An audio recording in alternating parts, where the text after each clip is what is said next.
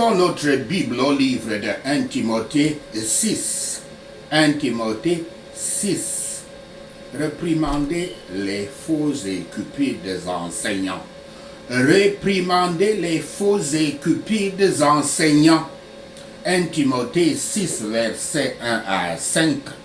Le devoir des chrétiens envers les croyants ainsi que des autres maîtres. Versets 1 à 2. Les serviteurs. Souvent, les serviteurs souvent des non-citoyens qui servaient les citoyens romains, étaient courants dans l'Empire romain du 1er siècle.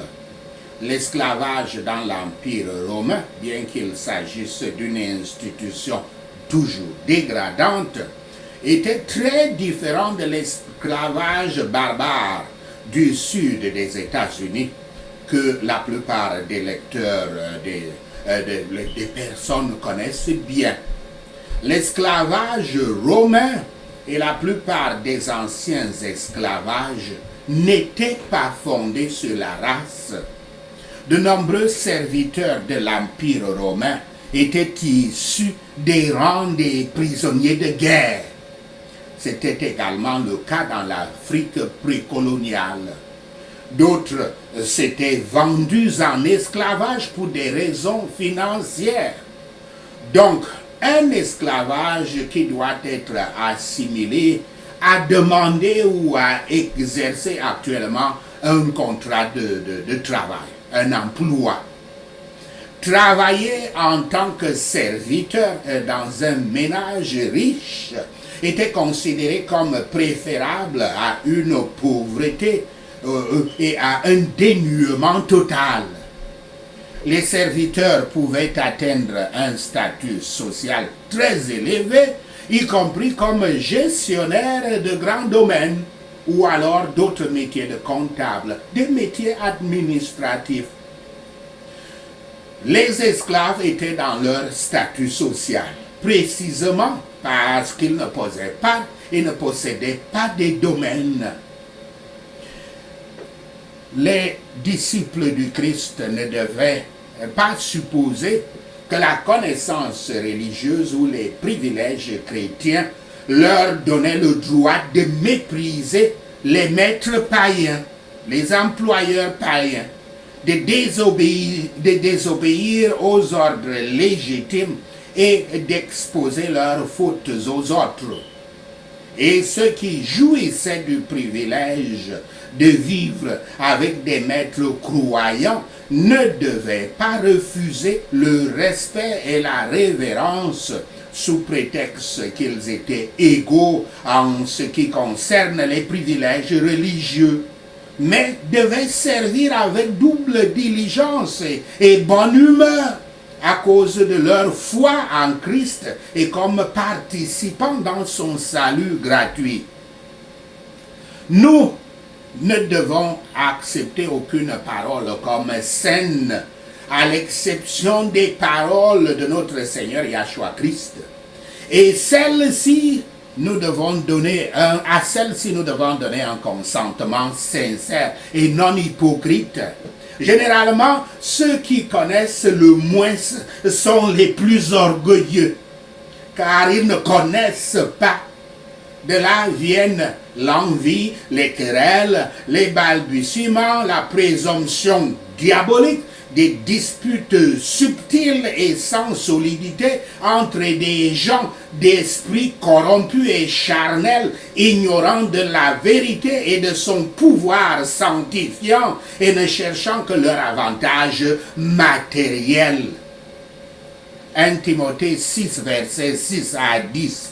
L'avantage de la piété dans la gaieté. Verset 9 à 10. Il semble évident que Paul ne parle pas en théorie des gens qui se détournent de la foi à cause de la cupidité. Il y a peut-être eu des membres de la congrégation d'Éphèse avec lesquels lui ou Timothée avaient eu une expérience directe. L'avertissement de Paul concernant l'amour de l'argent ne doit pas être interprété comme une idée selon laquelle les disciples du Christ, les chrétiens, devraient ignorer les problèmes financiers. C'est plus un avertissement contre la cupidité que contre la gestion de l'argent. La cupidité est la plaie, la blessure, l'ulcère qui sévit dans l'Église chrétienne contemporaine. En vérité, il y a beaucoup de passages du Nouveau Testament qui encouragent une bonne gestion de l'argent. Ceux qui font du christianisme une affaire commerciale pour servir leur tour d'enrichissement dans ce monde seront déçus. Mais ceux qui le considèrent comme leur appel, y trouveront la promesse de la vie actuelle et de celle à venir. Celui qui est pieux est sûr d'être heureux dans un autre monde.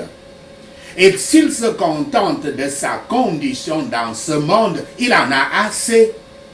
Et tous les gens vraiment pieux sont satisfaits. Lorsque nous sommes dans les plus grandes difficultés, nous ne pouvons pas être plus pauvres que lorsque nous sommes venus dans ce monde. Un linceul, un cercueil et une tombe sont tout ce que la personne la plus riche au monde peut avoir de toute sa richesse. Si la nature devait se contenter d'un peu, la grâce devrait se contenter de moins. Les nécessités de la vie lient les désirs d'un vrai disciple du Christ et avec cela il s'efforcera d'être satisfait. Nous voyons ici le mal de la convoitise, de la cupidité. Ce n'est pas dit ceux qui sont riches, mais plutôt ceux qui le seront, qui placent leur bonheur dans la richesse, sont désireux et déterminés dans la poursuite de celle-ci. Ceux qui sont ainsi donnent à Satan l'occasion de les tenter, les incitant à utiliser des moyens malhonnêtes et d'autres mauvaises pratiques pour accroître leurs gains. Ceci est pire quand ils détiennent le pouvoir politique. Ils deviennent des tyrans, ils deviennent des génocidaires, ils deviennent des terroristes à la tête de l'État qui détruisent tout le monde, qui se placent sur leur chemin de la course aux richesses.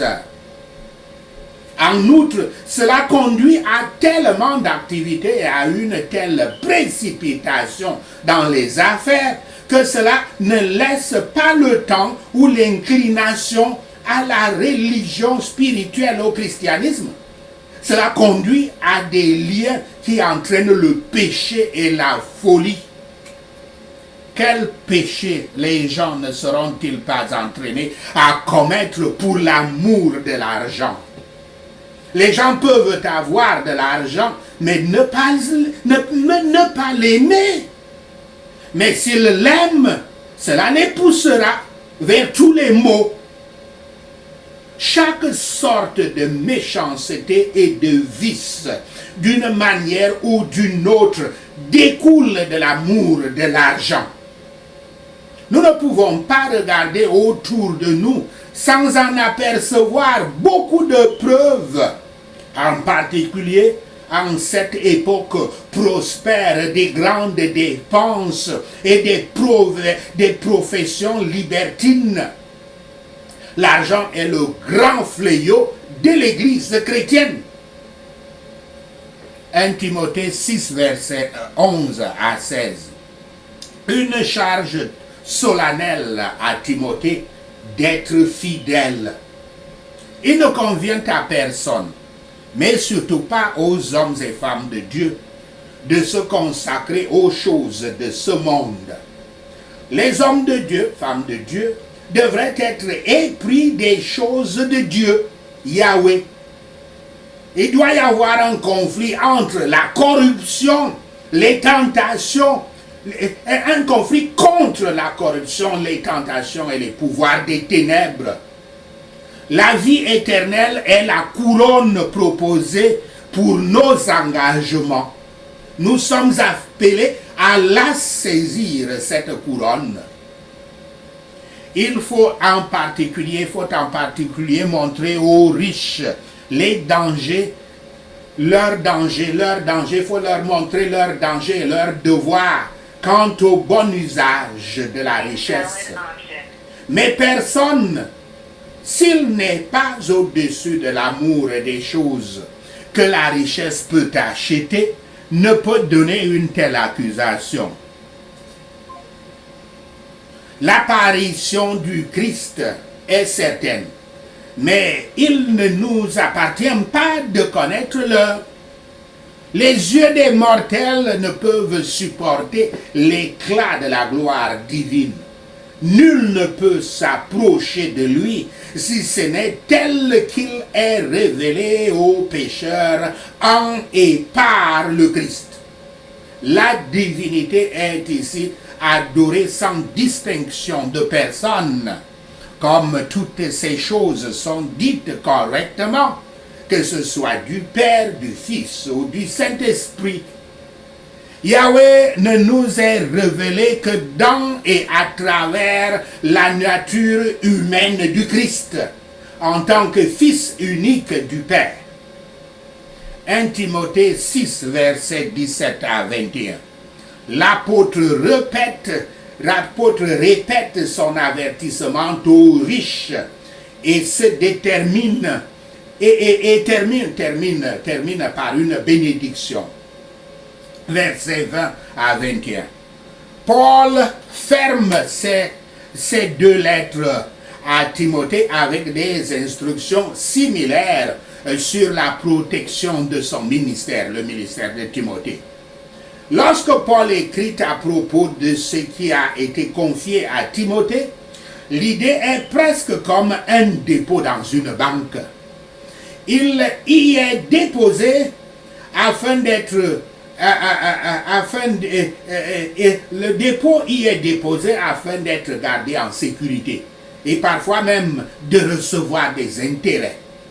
De la même manière, le ministère de Timothée et le ministère de chacun d'entre nous, de Timothée à Éphèse et chacun d'entre nous de n'importe où, a été confié à ses soins.